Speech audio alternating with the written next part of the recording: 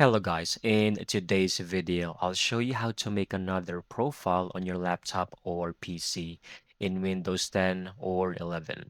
Let's begin. First, click your start menu over here, then type the settings in the search bar. Settings, left click on it. Next, look at the left side panel and then click on accounts, all right? This is where you'll manage all of your users and login information. From here, you can go to emails and accounts, or you can press other users for Windows 11. Then we can add accounts or add Microsoft accounts. Now, you can either use a Microsoft account you already have, or we can create a new one over here. So I'm going to create one. Just wait for a few seconds.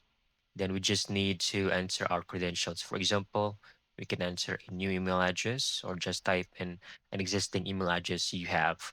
So just hit next. Then we can create our passwords. I'm just going to do any random passwords here. And then make sure to check mark this section. Click next.